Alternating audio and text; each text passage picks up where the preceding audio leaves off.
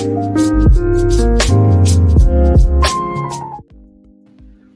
is up, everybody? Welcome to the Wingin podcast. Andre, how you doing, man? I'm doing good. I mean, I'm a little confused as to why people are so upset this week.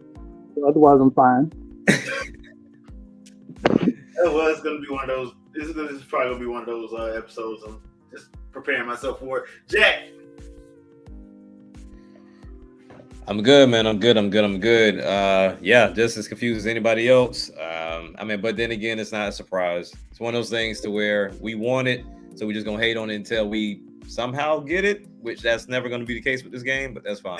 Yeah, that's never gonna happen. So if you're looking at the title this week, everything's gonna be all right when it's all said and done. So first thing on the chopping block. So I don't know if y'all heard about this or not, but over on pushsquare.com, there is a rumor going around about the Knights of the Old Republic remake that got hit with that huge delay. Now, the delay has been confirmed and it's indefinite. So now, the Star Wars Knights of the Old Republic was going to be a PS5 console exclusive. Apparently, the team showed a demo to the Sony board, and the Sony board did not like it. And basically, I don't know if they scrapped it or not, but at the time of reading this this article, it kind of seems like they scrapped it. They are the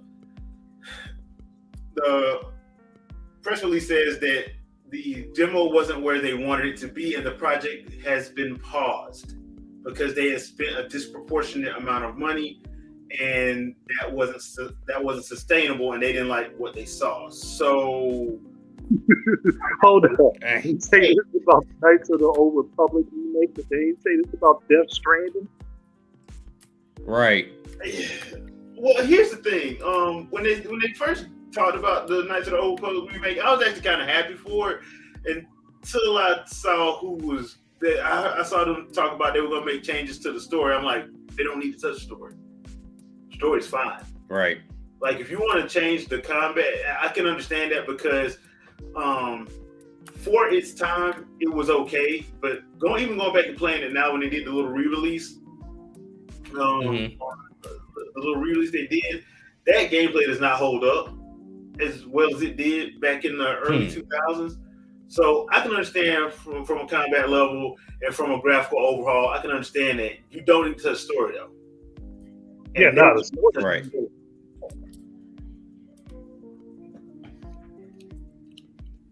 So there was that. That was the one thing that had me worried to begin with. Then it went dark because nobody heard nothing. That was what, 2 years ago? It's 2022. Yeah, 2 years. That was 2 years ago. And hadn't heard nothing since. So after that, now we're looking like, okay, hold on, man. What's going on? And now we get this article, and they're pretty much like, yeah, it's on pause because basically the game wasn't going to be coming out until 2025. I'm like, it's a PS5 exclusive. It ain't like there are a lot of PS5s out in the wild, if we're being completely fair. Right. So I don't know why you'd be upset about that. But then again, if you don't like what you saw, if it was that bad for them to be like, hell no, do indefinite, because we done sunk too much money in this, and this ain't it. So, yeah. Now, they didn't do this with Final Fantasy VII Remake. Just let that be known. Of course, that's probably when they hit them with the whole, we're going to do this episodically. But they didn't say that with them. And I know they sunk a lot of money into that. So I want to get you guys' thoughts on it. So, Jack, what do you think?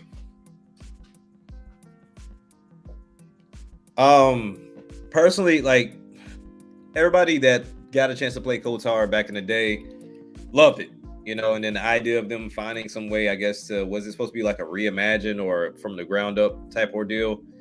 And just to kind of see that they showed it, but then it was at a point to where they didn't like it. So my question more or less is like, why do we even see it in the first place?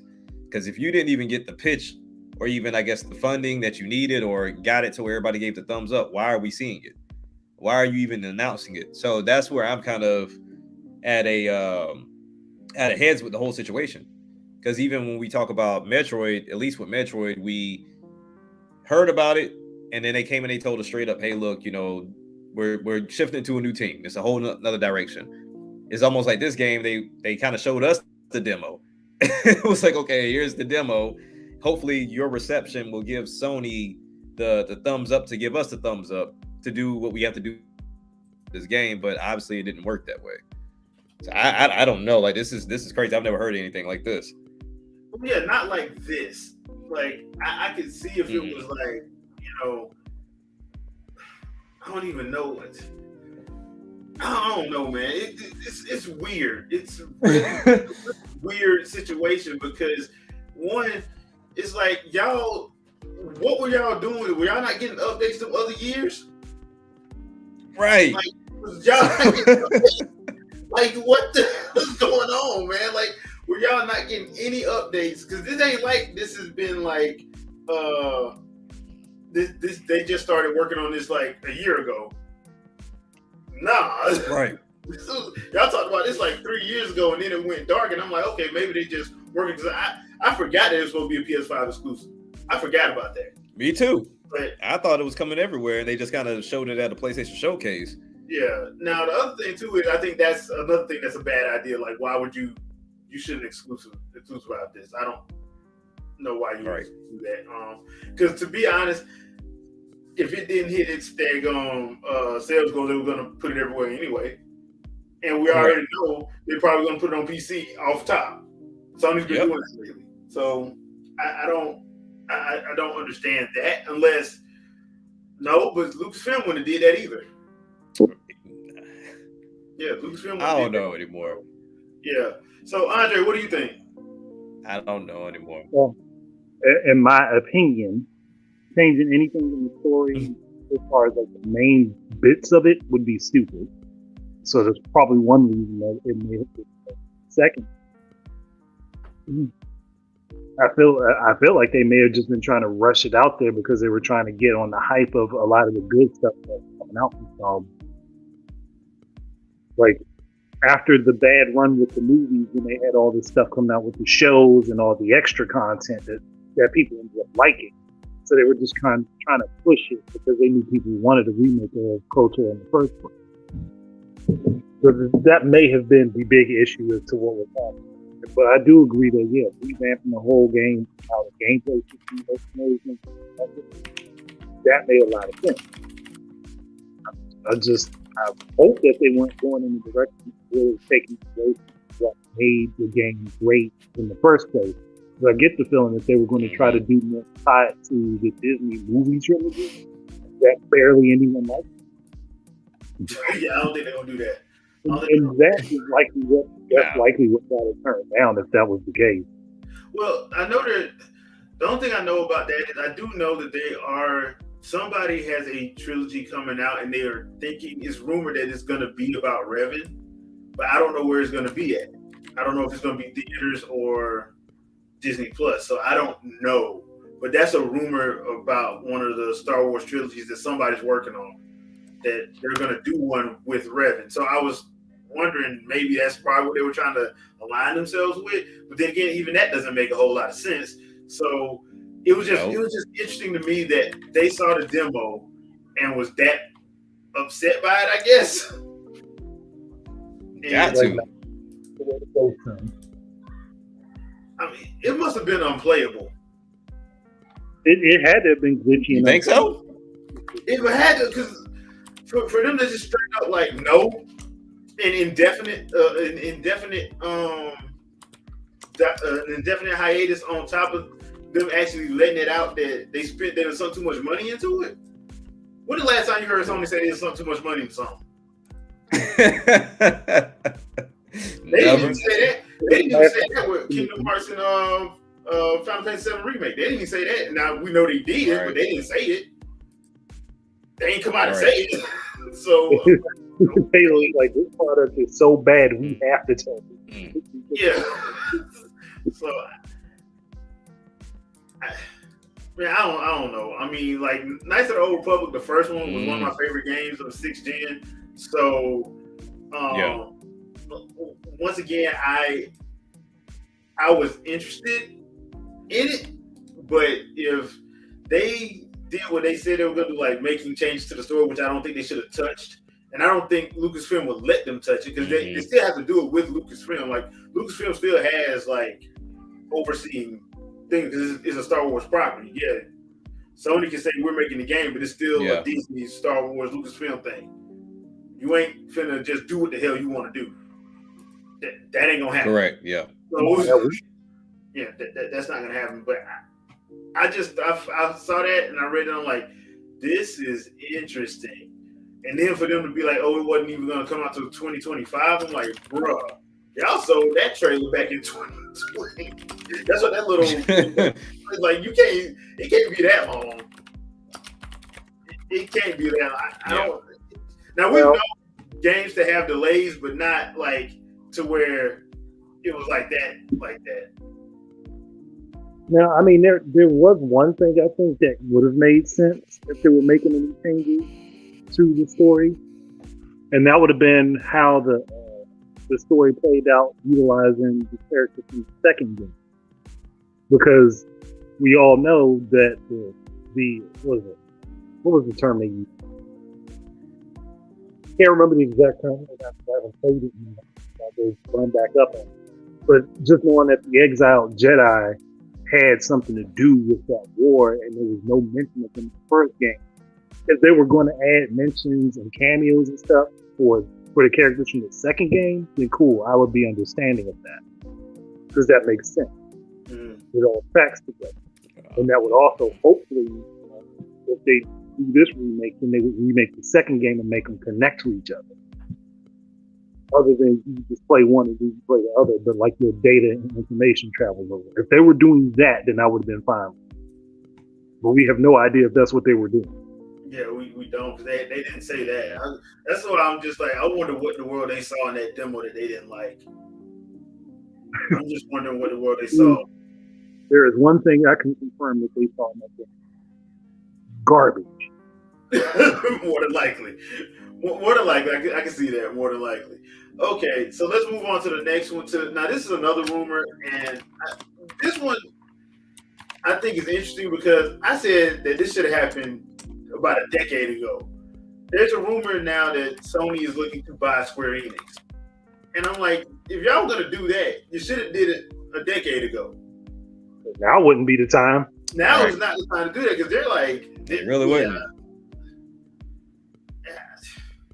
I'm like, this money. Let's see. Go ahead. Let's see. Final Fantasy 15 cost a lot of money. Kingdom Hearts 3 cost a lot of money. I don't think they recouped. I think they did get some of it back, but I don't think they hit their sales projections. And that's with them putting across three platforms: PC, Sony, and Microsoft. I think that was on like everything: 5, 4, and Series S and X. So there's that. Now Square Enix has had some games do well, like the HD 2D stuff, like Octopath Traveler and Triangle Strategy. They've done well. Default's done well, so they've had some stuff that's done well. Pretty much like the stuff that RPG Factory's made has done well for the most part. But I'm just like their big guns. It's like they overspend and they take a long time in development. A long time. Mm-hmm. So I don't know. And Sony, to be fair, I don't think they're in a spot where they can just afford to buy a company that's just hemorrhaging money like that. You wouldn't think so. You really wouldn't think so. Used to be. I mean, Sony used to be back in like what 2000 from like 90. What? When they get into the game in 94? Oh, nothing. 90. PS1 was 95, right? Yeah, 94, 95. Yeah, so they've been in it, on the gaming side. They've been in it for a while, and back then, like Sony was basically the conglomerate. Mm-hmm. I mean, now they're not like they used to be anyway. But I don't think now would be a good time for them to do it. Like if it was me, they should have bought them back in 2005 or 6. Mm-hmm. They honestly should have bought them heading right into the PS2. Yeah. I mean, all this stuff was on there anyway. Right. They weren't going nowhere else. So if they were gonna buy them, they should have did it then. I don't know what you get out of, if it's true. I don't know what you get out of it, unless you're buying them just to say, "Oh, we got somebody too." That's what the Bungie thing was. The Bungie thing was, "Oh, we got somebody too. We can buy somebody too." But I'm like, yeah, okay, like okay. That was an odd thing to go back with, and Microsoft just got Activision Blizzard at that point. Yeah. So it was just one of those things. See, we bought somebody. Okay. Congratulations. Good job. Looking at the way Square Enix is right now, it would be a difficult to go ahead and buy.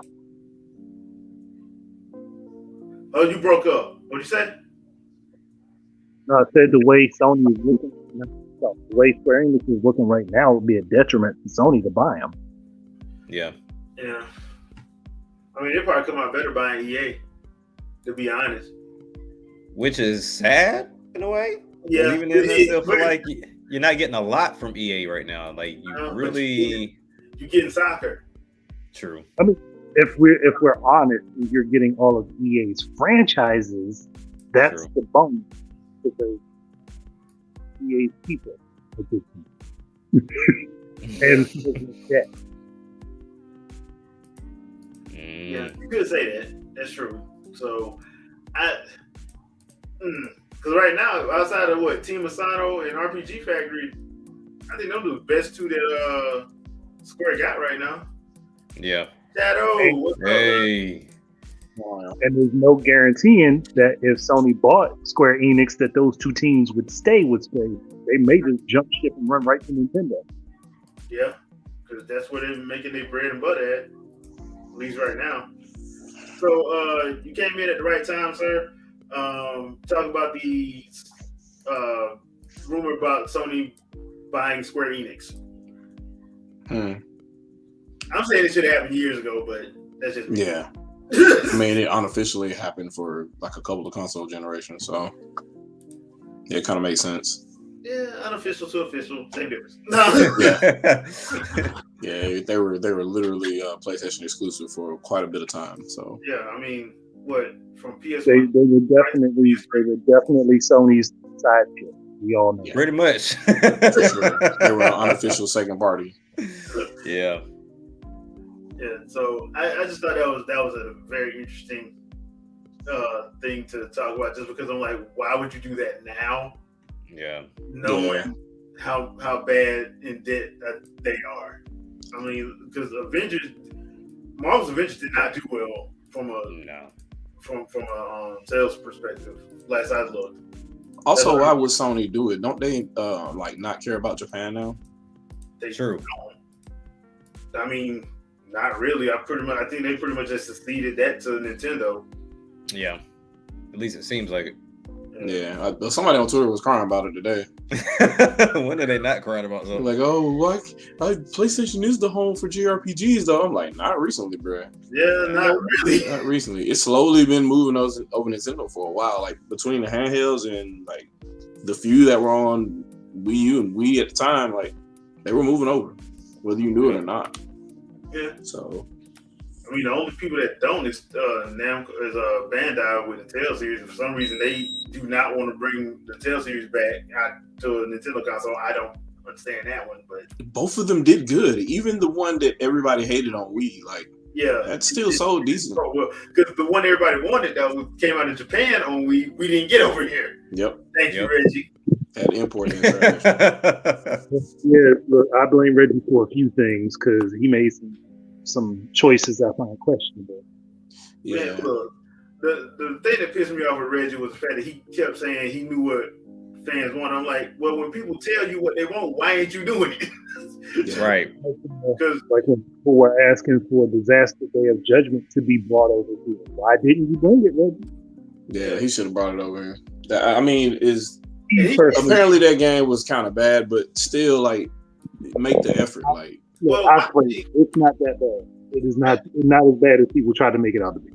Well, my thing about the whole Tales of Graces thing was like Tales of Graces did well in Japan, and like you already had a Tales game. You already had like Tales of Symphonia on the GameCube. Your Wii, the Wii console was selling like hotcakes. Bring it on over. Yeah. But you know what? They didn't. Sony picks it up, and Tales of Graces F comes out on PS3, and that game was awesome. I love that game. That's one of my favorite games in the series, and I blame Reggie for that. Because people love to act like Reggie couldn't do no wrong. I'm like, bro, Reggie made a lot of bad decisions. Yeah, he did. He made a lot of bad decisions. Let's not act like this is perfect, all right? He made bad decisions on top of his. It's like he did it as a sandwich. He made 2 good decisions and a bad decision. Yeah, he was basically just a public figurehead anyway. Like, really, Nintendo was calling all the shots. It was just on localization and stuff like that. He may have had a hand in some of that stuff because he did run Treehouse. So I'm talking about the localization part. That's what I'm talking about. Because like, from what I understand, people wanted to bring like Graces over, and it got shot down by NOA. Which made no sense. And obviously NOA is capable of doing the translations. Like if they're able to do a Xenoblade game, well, I mean, or at least pretend to do a Xenoblade game and change some of the text around.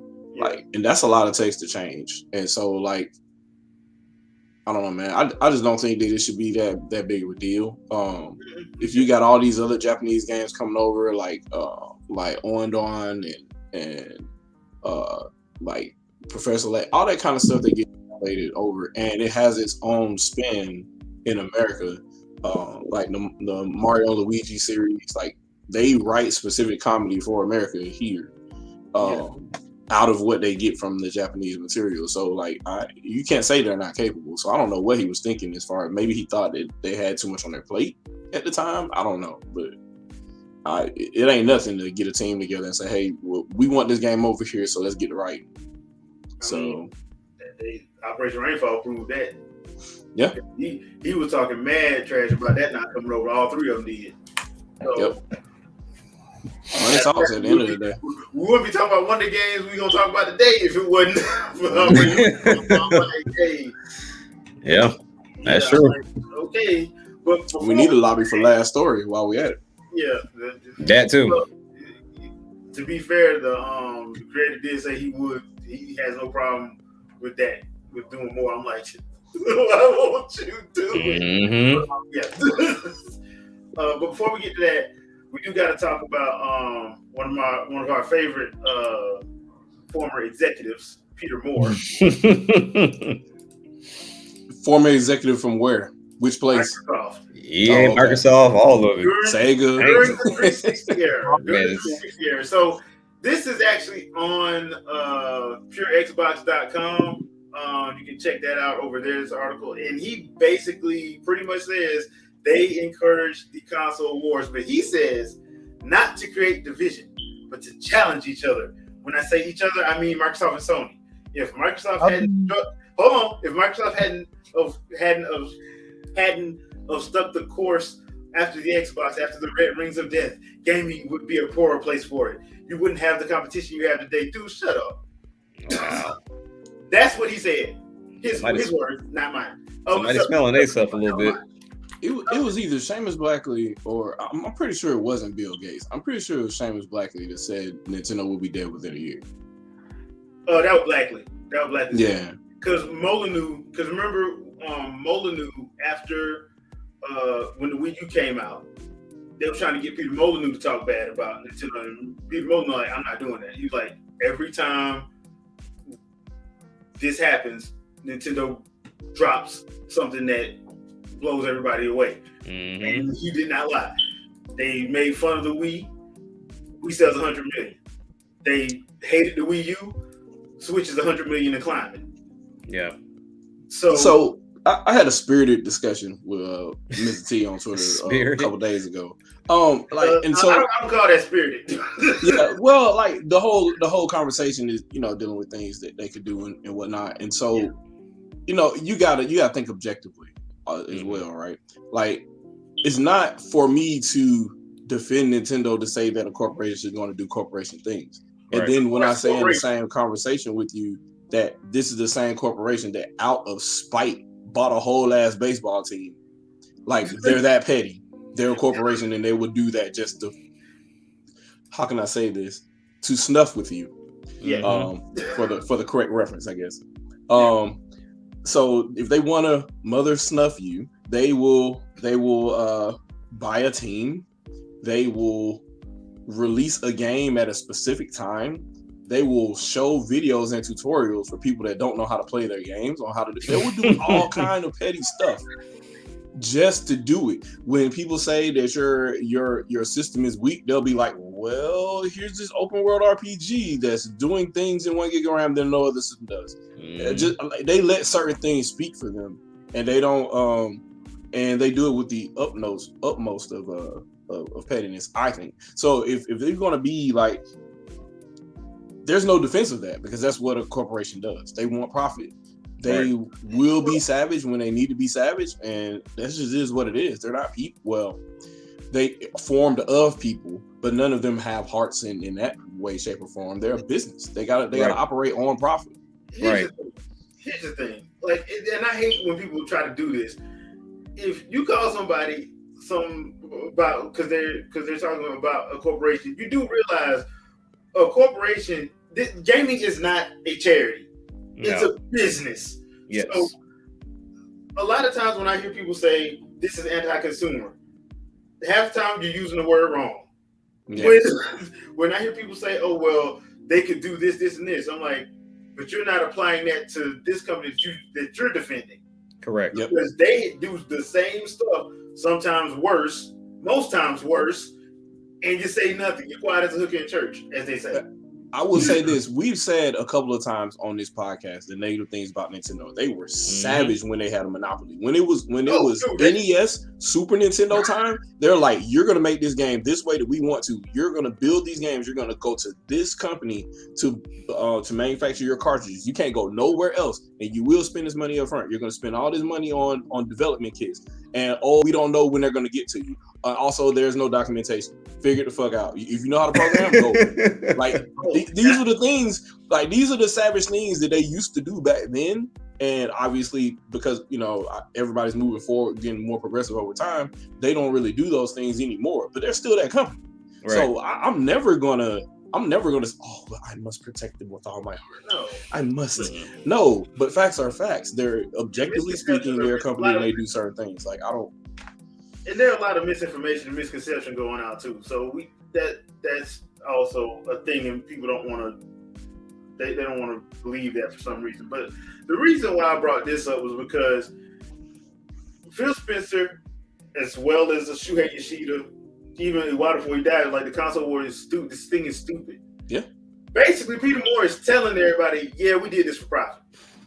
We started this for profit." So all them times, because I remember back in the Games at Large, we said that, like, IGN going this hard in on trying to make Nintendo a third party, wanting them to be third party. That's a little bit way too hard that they're going for that. Hold on now, that's conspiracy theory. You can't talk about that kind of stuff. There's no evidence to support that. Hold on, let me deleted all the videos. I'll be right back. Let me get my do-rag so I can get my conspiracy brother on. Hold on, right. We deleted all the videos, so there's no evidence of that. So good. Oh, yeah, they did do that, didn't they? Oh, yeah. No, they didn't delete them. They had to clean out their server space. Oh yeah, that's what it was. Even though just for those 2 years though. Yeah, just for those 2 years. Like, everything else still there though. Yeah, that's bananas, man. That's bananas. But yeah, you have him coming out here and pretty much admitting it. Now, the reason why I call BS on the whole, we didn't do it to create division. Yes, you did. You really did. Number one, nobody has Microsoft money. Nobody still has Microsoft money in the gaming side. Sony damn sure don't have Microsoft money, especially not now. Nintendo, they like, look, we got our stuff. We gonna keep our stuff over here. We ain't. Nah, we good. We good. We got cash on hand. We good. I said the only people that got Microsoft in that space is Apple, and it took a check cut from Microsoft to get that started because they were hurting in the mid '90s. They were on struggle. Yeah. So it's one of those situations like, dude, just admit that you started it for a profit, because you just pretty much said y'all started this shit for a profit, and now it's hurting everybody, because even Phil admitted, like, dude, this ain't helping us move forward. Like, no, it's not. It never has. Yeah. It never has. You got people arguing about stuff they know absolutely nothing about. They got people watching videos. You got people watching Mark Cerny videos mad because he didn't show any games, but that wasn't what the presentation was about. It was about development. The presentation was for developers. It wasn't for you, but you demanded to see it. Yeah. I just wish they listened to him. They didn't know what you were talking about. As you can see with all these delays right now, for these you can see what the issue is. Yep. They're not building the games the way he said. Like, nope, they're not. Basically, they're like, well, we got more space now and we got more RAM now, so we're just gonna take the same old broken engine and throw them on here, and then throw more pixels at it, and then wonder why it doesn't do what it's supposed to do. Like, it's the same. It's the same broken mindset, and I hate it because I guess whoever the producer would be, they'll go and pitch the publisher and say, yeah, this is the way we're supposed to do it, kind of situation. And I'm like, you got a whole ass first party engineer over here / developer telling you, hey, this is how I used to build games. Also, we built this hardware to make building the games easier. And they completely ignored him. And then Unreal Engine's coming out and all this other kind of stuff that basically usurps everything that he said. So there's no need, because everybody's just going to go Unreal and go from there. Or whatever these other custom engines are that don't do anything like what he showed for the Spider-Man demo. So I hate it, man. I hate it, because that would have been a great way to go forward. But nobody was listening. Once again, but they released that video to everybody, and I'm like, why? That should have only been to developers. That should not have been to everybody. Yep. So maybe he wanted to do it because he knew they weren't listening too. Maybe he wanted it out in the open. Yeah, maybe. I don't know. Maybe. My biggest problem with the whole console war is the thing I always talk about. If you want to do console wars, make everything multi-plat and cross-plat so everybody can play with each other, and you can monetize the console wars that way. Yeah. Then, while you do have competition, you do not have division, because everyone would be in the same boat. Keep saying it. I want to see it. Some companies are doing it, but it needs to be like the big thing for gaming. That would be the next big thing for gaming, to drive it forward and drive up sales, but they don't understand.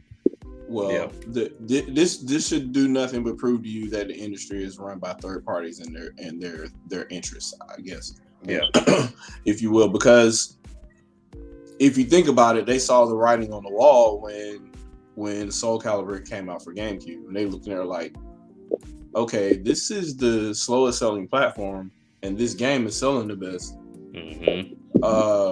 We can't do exclusive Nintendo stuff on any of these games anymore. We can't do this. This is not sustainable, because this means the other two platforms that bankroll us on projects that we need paid for, they will never have the advantage if you do these third-party game multi-platform releases, and then there's a Nintendo character in one.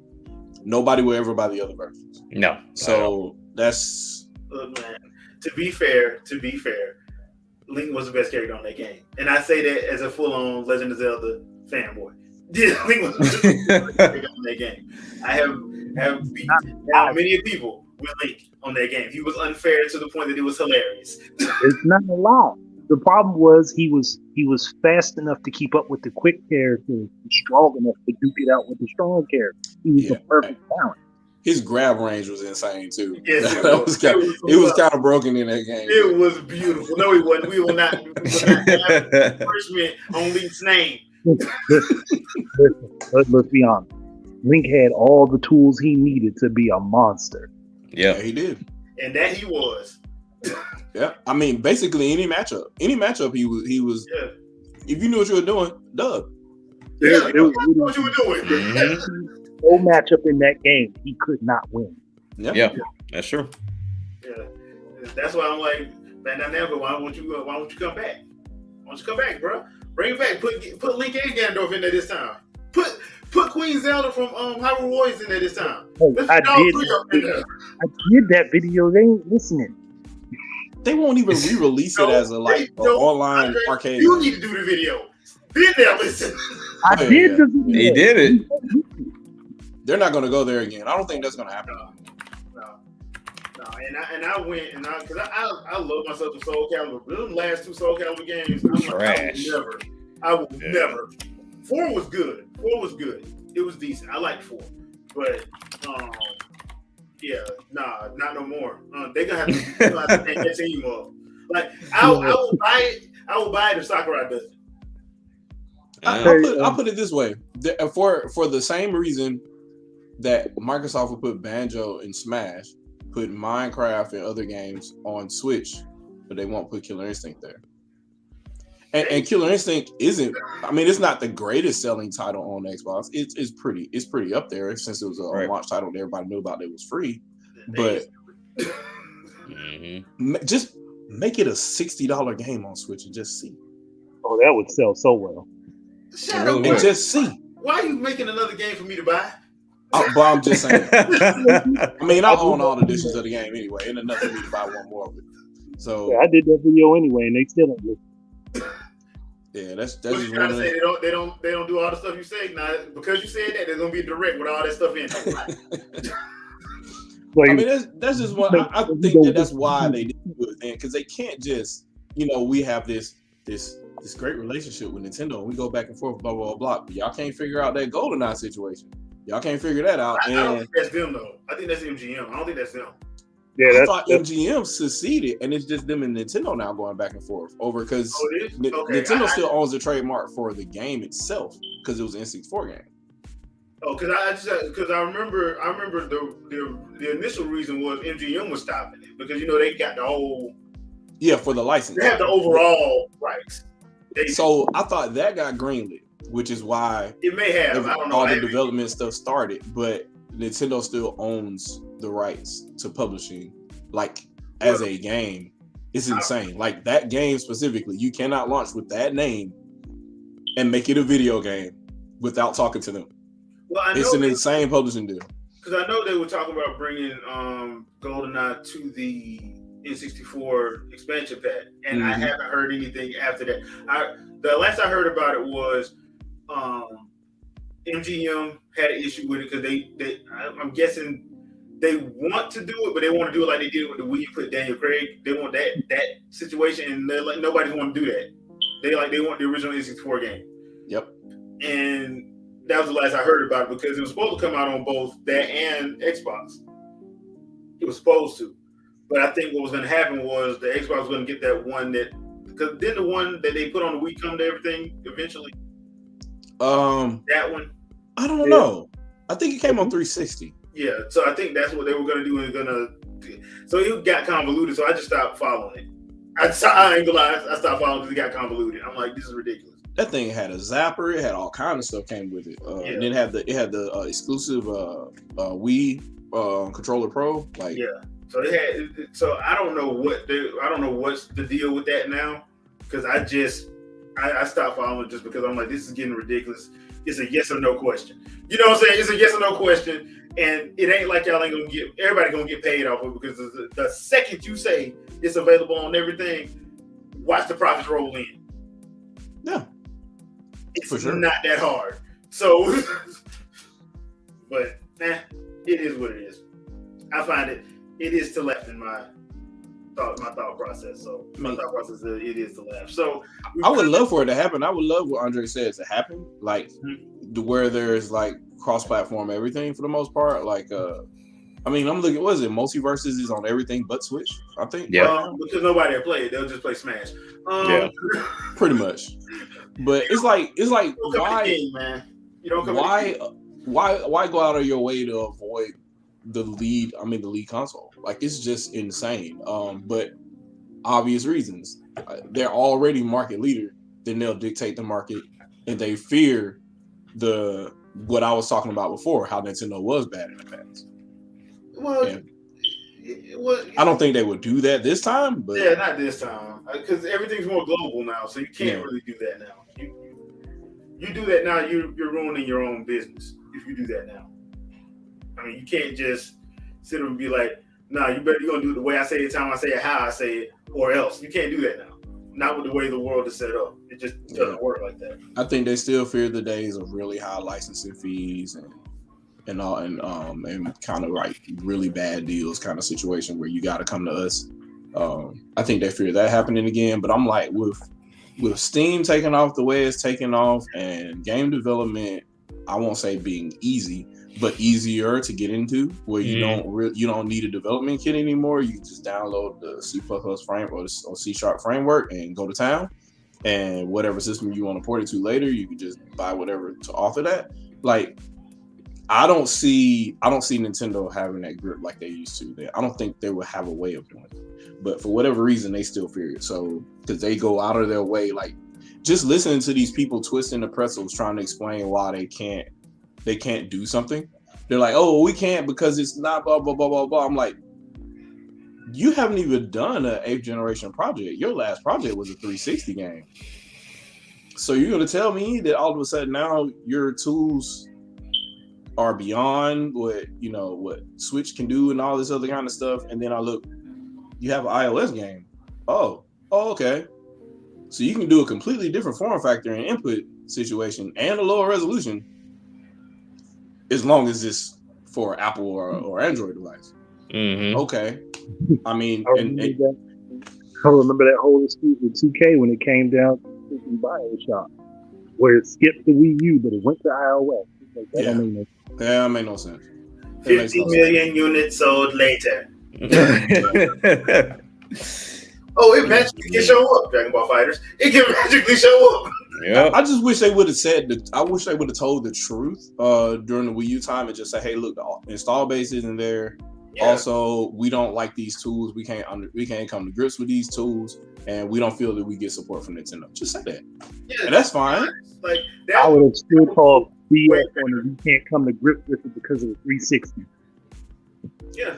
That's true as well, and they really made that system where, like, if you make a 360 game, you should be able to make a Wii U game. Yeah. So I understand that, but I think I would accept that excuse more.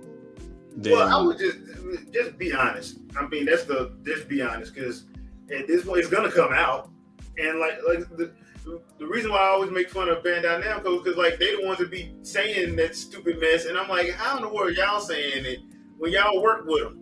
Yeah, exactly. I know you got a kid, so you can't lie and say you don't know how to. It doesn't work. So just tell the truth. Like there's no reason why a lot of those games can't come to a Nintendo. There's just no excuse for it. I think that's a Western world thing too, because like in Japan, they kind of the only way it sounds like that is because American media mistranslates it on purpose. Yeah. So you get the the CPU is too weak, blah blah blah blah blah, and then you get the real translation. Well, we really didn't understand. We'll have to spend more time to optimize to get this to work on Wii U because we didn't. We see other games are able to do it, but we weren't able to do it in our engine. So we need to. And we're talking about a Mitsu game. Like, of course, those are all slow on everything. Like, yeah, it's not like they're fast on everything. Like, no, it's not like they are.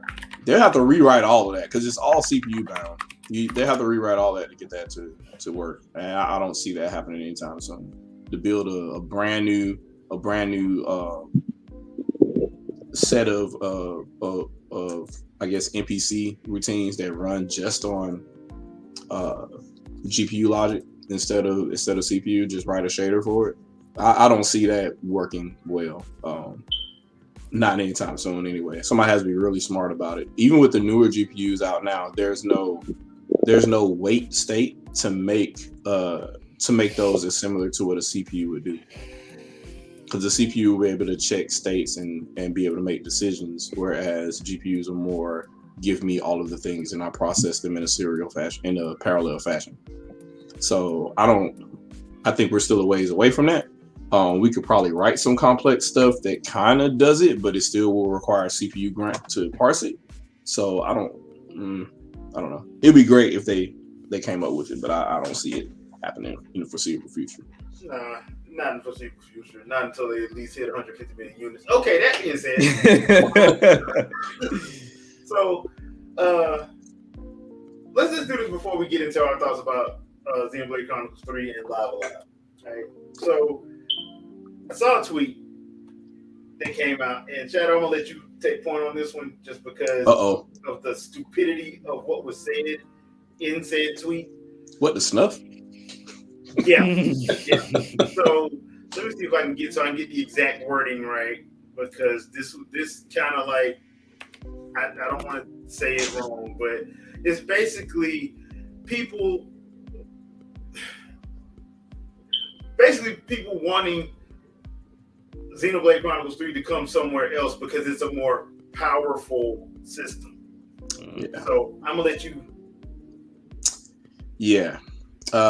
So let me see if I can read the original tweet here, and we'll pull that up. That's just insane. It doesn't make any sense. And you can say this about any system. You can say, "Oh well, I wish this would come to this console, but at least I know the game will be finished, or it would actually come complete."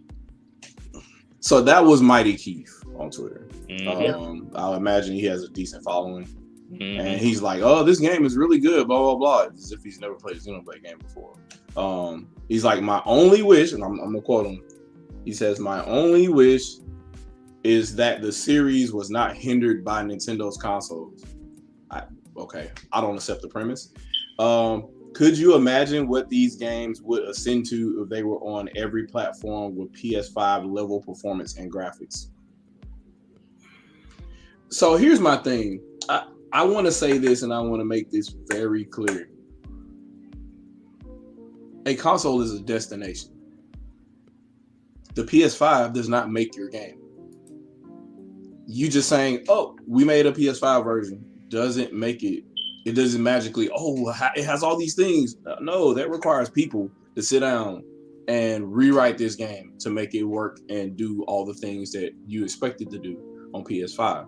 Which means that same time could have been spent making it much better on Switch or whatever Switch's successor would be. So I don't even accept the premise about something being quote unquote hindered. If anything, it's going to be more time. And you're talking about a game that's been in the works since what, 2017? Yeah. No, 2018 because they started right after Torna. Torna. Yeah. Yeah. So. And this is their big team. This is their big team that costs the most because they have the most developers dedicated to working on it, whatnot. Yeah, this is their A team. This is the big part of their studio, and you're basically saying if it's a PS5 version or if it's the other console version, then magically it'll have better graphics and stuff like that. And I'm just like, there are plenty of bad looking games on those platforms. There are plenty of PS4 looking like games on PS5. Like it's not just some magical solution. And while you're saying, yeah, I think it would be great if, I don't know, what are you trying to say? Monolith Soft should be an exclusive Sony developer, I guess, at this point. But Sony doesn't care about Japan. But all right. Yeah, I just don't see the point. And then that was the whole situation where people were saying, hey, look, it wouldn't even happen without Nintendo, but okay. And he's like, well, he was the person that said, well, Sony is the home for JRPGs. And I'm like, since when? Not anymore. Since when? They ain't even the home for Japanese games no more. My big problem with that is, had this series launched with Sony, it would be dead right now. It would not be gotten with Sony. And after it sold well. Yeah. Anybody think I'm joking, but after the first game would have potentially sold well, you may have gotten one more game. Then the third would have fallen off of a cliff and it wouldn't have sold. Yep. That's been the pattern. Whether people want to acknowledge that or not, it would have died. And you couldn't put it on Microsoft because it would have never gotten. No, not even close. Monolith would have ended up being like Platinum again. They out here doing third-party projects to pay the bills in the meantime, in between second-party projects they do for Nintendo and Sony.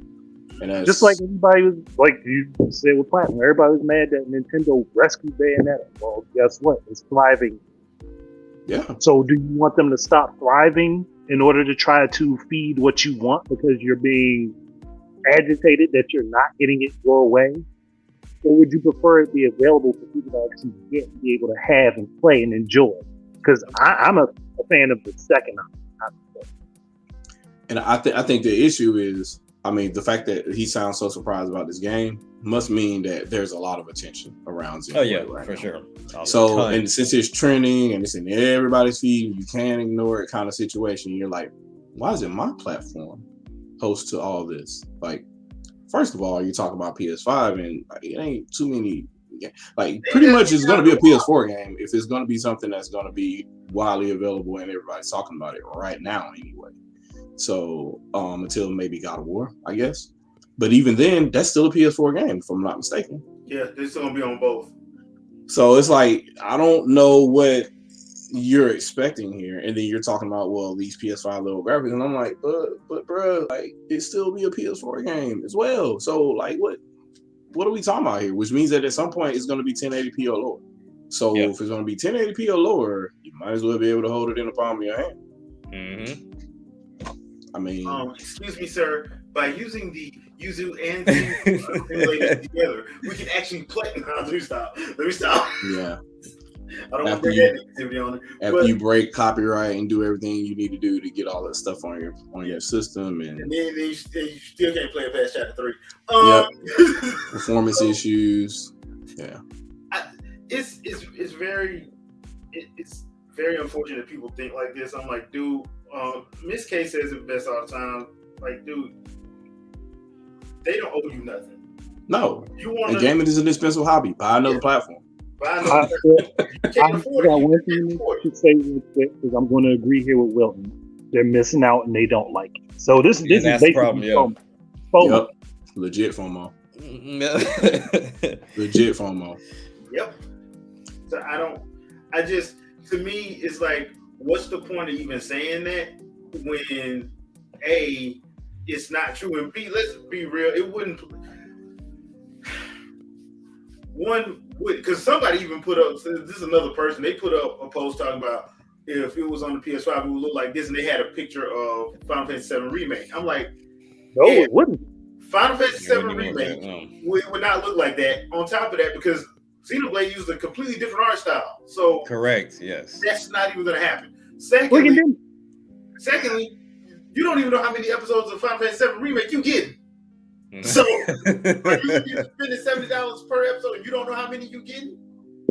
I'm just going to say, I'm not too far into this game yet. The landmass is vast. It's ridiculous. If it is even remotely close to the first game, I'm not even going to say anything close to X. X is insane.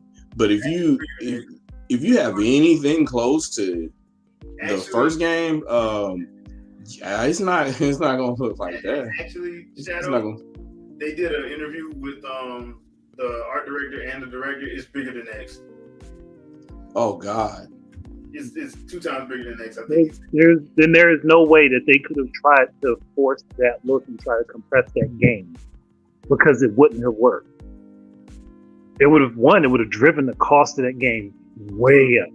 Yeah. It would have driven the cost of development for that game way up. 2, that would have meant that this would have been delayed like 4 times trying to get that aesthetic with the world size that they were going for. Now here where the excuses will come in at that point. Well, it's like Returnal because it's this big of a game, so it has to be 1080p so we can have because it's open world and we wanted to keep it 60 frames per second, so we had to, it's way better than the Switch version. Switch version like that because it's running off a battery, bro. Right. It's running off a battery. You have all the power supply. You have a dedicated TV. Explain. Yeah. So that's kind of where I'm at on that, but. I just found that whole Twitter space to just be dumb this week when they started doing that. Again, what the snuff, man? Yeah. What the snuff? But it was people who, for lack of a better term, I feel like they trying to fit in. I'm sorry, that's just what it is. Yeah. So I fit in and I got this, so it will be better if it's on this. No, not really. I'm wondering I don't know if it was him specifically, but I remember this time last year when we were talking about this game, certain individuals laughed about it. Oh, it will never be like a game of the year contender or anything like that. that. It's never going to be you game can't of put the year. It was Jeff Keighley. You can't put that on a list with the other. It's not a God of War. You can't put it on there. And I'm like, Turtles might get game of the year, but while we tripping. Hey man, it can't get game of the year if Streets of Rage didn't. Okay. Yes, it can. It can't. Yes, it can. It has a dodge mechanic. Yes, it can. It has nostalgia, and everybody can run. So yeah, yes. You're right. Yeah, because Streets of Rage. I played with the Streets of Rage 3 character, but everybody else in that game, they walk pretty slow. Very slow. Very, very, very slow. Still a fun game. Still pretty fun. It's crack. So Xenoblade's good, man. It's good. So let's go into that right now. So Xenoblade Chronicles 3, our first thoughts. Andre, have you played it yet? No, unfortunately not. I'm planning to change that soon, but because of a baby coming up in the very near future, everything's on hold. Understandable. All right, so I guess it's gonna be me and you, Shadow. So, hey man, Daddy Wills, I understand. Yeah. All right, so my first thoughts is, Monolith, you made your point. All right, you gonna hit us in the fields. We get it. Okay, we get it. I blame all this on race, by the way, but we get it. I'm not liking that I'm seeing everything. They're like toying with suggesting that things will be references. I'm seeing a lot of it's showing straight up Easter eggs, dude. Yeah. They're like, hey, Easter eggs. They're like, hey guy, hey, doesn't this look familiar to you? Look at this rock formation over here. What does that look like? Come on, man. Stop. Are you in Oblivia? Like, what are we doing? Like, it's just toying with you more than anything else. So I've got to get to this game. From a visual standpoint, and I said this, if you haven't had a chance to play Torna, it takes a lot of its cues from Torna, but they actually, I think that's where the testing ground was, and I've said that before. I think the testing ground was Torna, because this game plays very smooth. Very smooth. It seems like it's the Torna engine graphically too, because sometimes when they have when there's a lot on screen or whatever, it'll do that little dithering. There's a little dithering effect that they do for things, especially things that are in the background. It'd be like a little dithered, how they fade in characters from a distance as well. Mm-hmm. That little effect shows up, but then you could tell when they're like, "Well, this is going to be a cutscene," and this person. Or when you zoom the camera all the way in, they completely switch models, and it's super crisp up close. So, I don't know what resolution that is, but it is definitely higher than 540p. So, now I have not played in handheld mode, so that notwithstanding, I've just played dock. I will say I love the cutscenes. Yep. They do a very good job of setting the story up, setting the background. This is not going to be a happy-go-lucky story. So no, it's not. This is not going to be happy-go-lucky. And unlike Torna, where they kid you in forgetting that some bad stuff happens at the end, they didn't even toy with that. No, you get it off the rip. Yeah, you getting it straight from the beginning. No, we ain't gonna play with y'all almost like that, like we did last time. This is how this world is, and go. Embrace the suck. Here we come. Yeah. As far as, because I'm 10 hours in now, I haven't gotten to the hero stuff yet, to the hero quest yet, but I have gotten to chain attacks. I have gotten to the changing of the classes. I think that's actually a pretty cool mechanic. The only problem is Xenoblade Chronicles X. Yeah, but the only problem I'm having with this is it takes a long time of grinding to get that stuff finished. Boy, it takes a long time of grinding to get that stuff finished. I kind of knew it was coming when I saw class points. When I saw class, I was like, "Oh, you're gonna be able to change your class." So, the only thing though that I'm noticing that I don't like, and Rule 2 Review said this earlier on Twitter. He does have a point. When you keep having enemies join the battle, it does seem like it's hard to keep a lock on who you have. So I think there is a way to change that in the actual settings, though. Yeah, you have to change it back to classic, I think. Yep. I think that'll fix it. But I don't like using classic if I don't have to, because I actually like how it plays now. Mm-hmm. I will say this though: if you can lure them out, you don't have to worry about that. But I did notice that, because I did have one fight where I got seen by like an aerial enemy, and then just a pack of wolves. There's like 8 of them jumped me while I was fighting. So that I did notice that did happen. But switching to classic fixes that. It does take a delay though. Sometimes when you hit the button, it won't immediately jump to the next character, but don't press anything, because it will eventually switch and focus to the next enemy. Yeah. So it comes through. Well, let me ask you this: how you like the lucky special and back to the unique monster? How you like that? How you like how they did that? It's pretty good. I'm mowing down whatever uniques or whatever I see in front of me right now. Anyway, I'm trying my best to make the game hard for me, so I can maximize like skills, passing skills along and abilities along throughout the party. So far I haven't come across anything that's I've come across that overwhelmingly. I think I've only died once, but I've died like 5 times.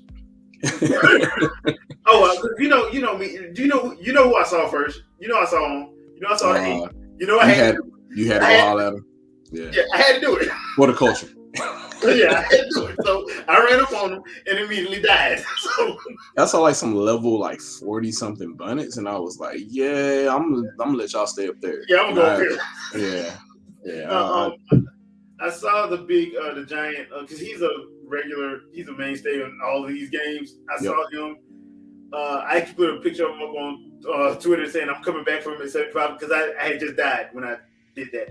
I also saw some big Monster Hunter monsters in there. Yep. I'm thinking if somebody from Capcom plays this, they're gonna be like copyright infringement. There's a couple of them. You like, is that a Royal Blue Draw? Straight Monster Hunter. That might just be a Japanese thing where they all kind of reuse the same characters for the most part. Because you'll see those in Dragon Quest games too. Oh yeah. But you have to be careful, because there's some of them. Because I ran into one unique. He was hiding underground, and I'm going to the destination, and he pops out, and I'm like, okay, so we doing this, huh? And I did not know that, so you have to be careful with that. Thankfully, he was only like a level 14 unique, so I was actually able to handle that. I didn't have to worry about him being like level 80 or something. Mm-hmm. So I kind of got lucky with that. He was in the desert area. Okay. So I'll be on the lookout. That I thought was actually pretty cool that they added in here was where you can assist fights. So you run into 2 groups fighting, and you can actually pick who you want to assist and who you don't. And you have to look and see what all you're going to get out of it. Because there's some of them like, yeah, I know it's 6-on-2, but they're going to give you more of a helping. Yep. So you got to go. So somebody's got to lose. Yeah. Well, it was one scenario where I chose to not help one person or whatever, but we ran through the other enemies so quick. We were able to help the other party, so they didn't really die. It was I'm trying to think where it was. It was I'm trying to think where it was. It's it's right after you go get your first set of equipment to spend the first night on the first war. So it was it was that when you're over in the corner and they're fighting the 2 scale looking things are fighting the I don't know what kind of monster that is. Yeah, but they were holding their own, and I went over there and helped, and then nobody died. They just kind of stood there, walked away. I forgot what you get. You get like a rare item when you help. Yeah, you get a rare item. So, but yeah, there's also I am loving the soundtrack. I also love that now, because back in the day they just showed like a little jewel as you go pick stuff up. Now they actually show what it is when you go pick it up. I'm glad they did that. Which is good, and that's a lot of quality of life stuff that they're trying to get. They're trying to get through because they want to get as many people into the series as possible, and I guess that's great. I thought it was kind of like a throwback because I'm used to having to pick them all up in Xenoblade Chronicles 2, but that was a throwback to the OG Xenoblade. You got no choice. Because half the stuff, like, especially when you get into some of them late game side quests where you like trying to find stuff, you there's like so many of them. Yeah, and you don't know. You got to remember where to go to get it. So yeah, this time though, I kind of missed a couple of them just because I'm like I don't have time and I'm trying to grind.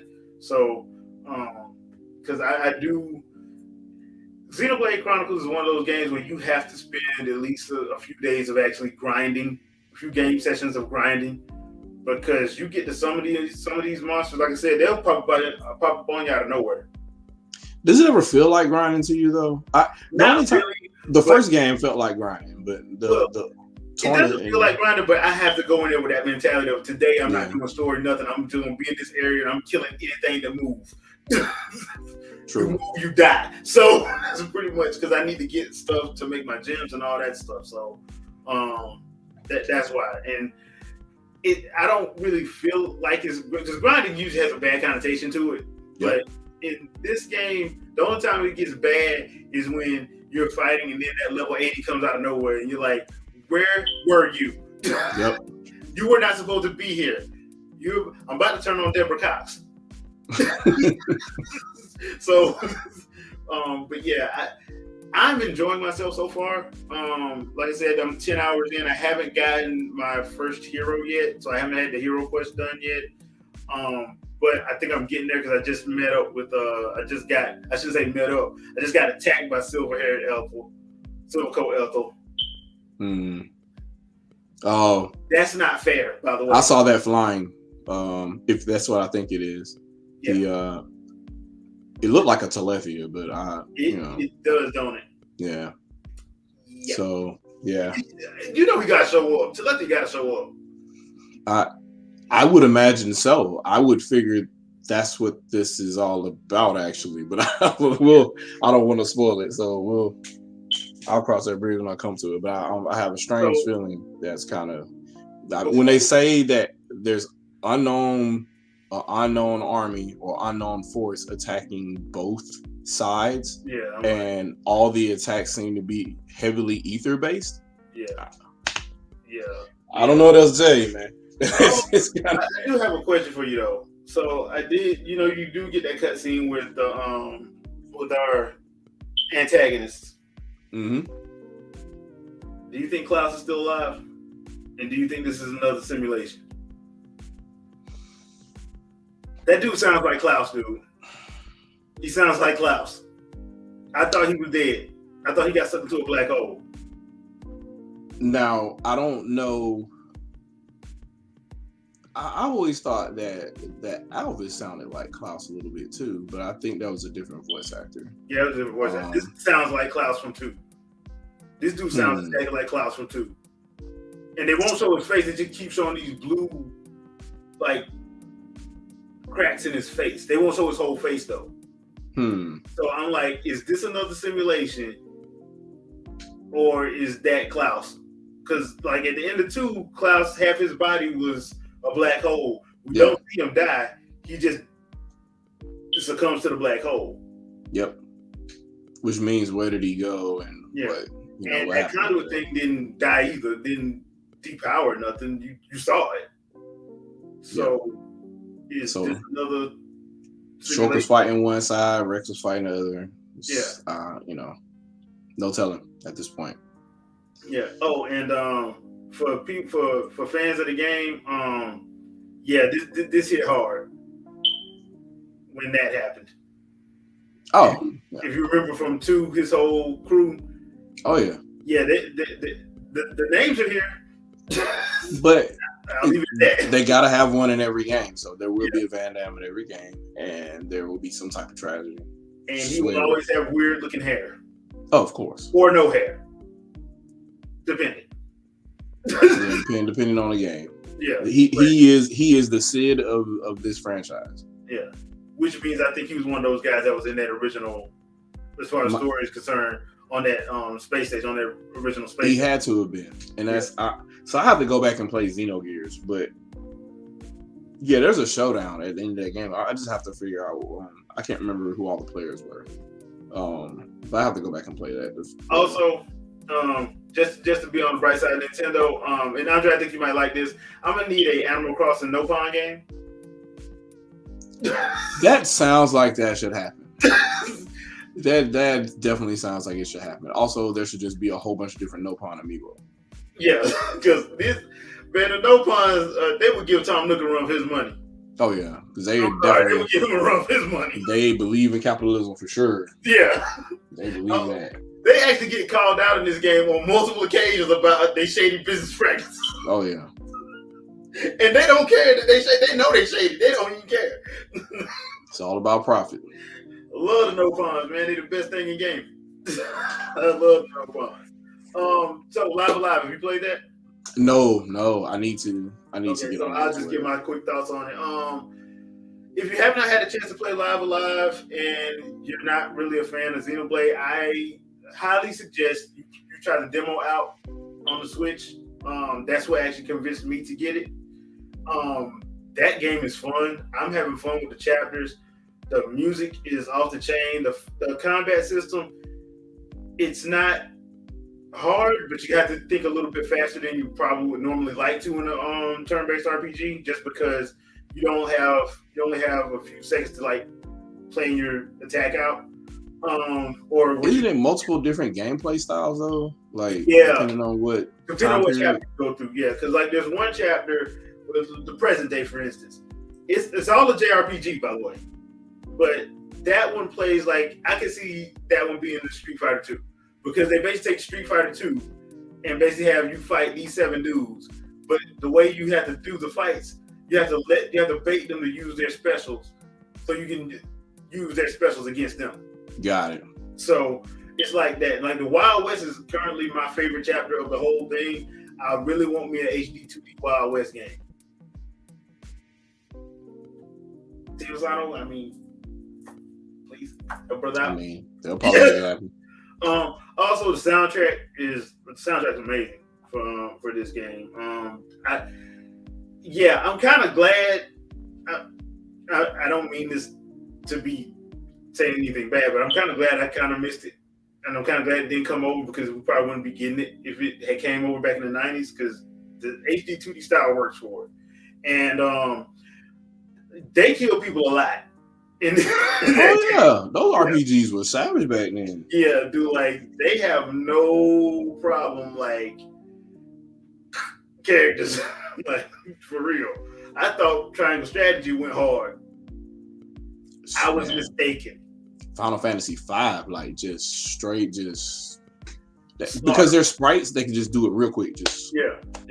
So there's a lot of there's a lot of, and like the Wild West does have a little bit of language because one of the characters I love, the Mad Dog, that dude, I like that dude, but yeah, he got a mouth on him and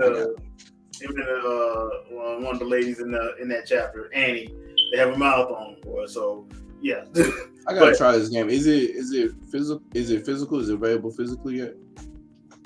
I think it's coming. I don't think it is yet, but I think it's coming. Okay. So. It's one of those ones. It's kind of like Shredder's Revenge. The physical version just came out. Limited run or something you got to do. Yeah, so it just came out. So I think, if I'm not mistaken, Live Alive is getting a physical version if it doesn't already. But yeah, I would try, if you haven't had a chance to, try out the demo. Try out the demo. Let me know what you think. I love the game. I'm gonna try to finish it. And it's one of those old school RPGs, which means I don't have to dump 100 hours into it. I'll probably be done with it in about 40. So, I'm 15 hours into that one. So, something like that. I wouldn't try to, unless I didn't have anything else to play, I wouldn't try to dump a lot of time into like finding all the extra endings and all that kind of stuff. Yeah. Not for that game. I could probably just Google it. Yeah, if it was nothing else happening at the end of the time, I could probably dump a lot of time into that, just like we did with Chrono Trigger back in the day. Yeah, that's the one thing I hate about this game, because I'm like, dude, it's launching at a bad time, because like this so much is out. Yeah, it's gonna get overshadowed, but it's a very fun game. If you have a chance to check out the demo, it's a fun time. It's a real fun time, and the voice acting in it is very well done. So all I need now is for Sony to let the soundtrack go on more places than Apple. Get it, please, Sony. All right. So that being said, I think that's going to do it for this episode. Hope you guys enjoyed yourself. Thank you for everybody in the chat. We do appreciate you. Shadow, anything you want to pimp out? Channel will be alive soon. Stand by. Maybe I'll stream this game. Maybe I won't. We'll see. But channel's back alive now. So stay tuned. If you subscribe to me, you'll see a notification. And YouTube, maybe. I don't know. You know how to should see a notification. You should. You should. If you hit like and hit the bell, you should get a notification when I put up a new video. If not, then follow me on Twitter and you'll see I'll link to it then. But other than that, you play games out fun to impress other people because I'm loving this game right now. So yeah, I'm seeing a lot of people impressing other people. All right, Andre, anything you want to pimp out? Well, I got a few videos that are going to be coming this week, and I got a new project that I stumbled upon a couple weeks ago that is going to be something I may end up doing on a daily basis, where it will be live streaming, but it won't be on YouTube, obviously. I just got accepted into a program where I will be getting paid to do the streaming. Awesome. And I'll put word out on my channel and let everybody know what it's going to be and when I'll be doing the streaming, because the contract that I'm setting myself up for, I have to do at least 1 hour of streaming per day, I think. So we'll see how that goes, because this company I'm kind of interested in because they kind of have a connection to Nintendo and mobile. So I want to see where that goes, because if it's what I'm thinking it is and what I'm thinking is going to go, it may be something that ends up on their next platform. So I'm hoping that I get in on it early. I might be able to ride that wave. Okay. Nice. Sorry. It just has to be complete. And then you got to complete the trilogy. Like all of them are on one platform, including Twana. So you gotta make it happen. Yep. I gotta go back and get I need to get the physical of 3, since I couldn't get the special edition because Nintendo don't know how to take orders. Man, all right, so they canceled the pages too, and for Bayonetta, you can't get the special edition of Bayonetta. They took both of those pages down. I had to go to Amazon to get that. Yeah, I was finally able to get it on Amazon, because I guess the scalpers didn't realize it was on Amazon when I got it, so I was actually able to get that one. But oh boy, so for me, gaming channel, check out the first 3.5 hours of gameplay I did for Xenoblade Chronicles 3. No commentary. I wasn't talking through it, so you guys get to hear and see all the other good stuff about it. I may do a couple more gameplay sessions, but they'll be with commentary when I do it. So, because Xenoblade is gonna be a long game. It ain't gonna be no quick game. So I'll probably do a couple more live stream sessions with that one. I am going to be back on the blog this week, so please check that out. Also, if you haven't had a chance to, myself and Vicky did a trailer reactions this morning. So that's also on the channel. Check that out when you have a chance. Other than that, we will see you guys next Sunday, 7 p.m. Eastern Standard Time. Yeah, next Sunday. Yeah, next Sunday. All right, everybody, make sure you like the video. Yeah, like the video. Yeah, like the video. Hey, if you like what we do, share it out. You will never hear me complain about y'all sharing it out. Like the snuffing video, and everybody should know the snuffing reference by this point. Like the snuffing video. Sesame Street reference. Anyway, but yeah, thank you guys for watching. Thank you guys for coming through in the chat. We really appreciate you. We will see you guys again next Sunday, 7 p.m. Eastern Standard Time. Peace, people. Peace out, everybody.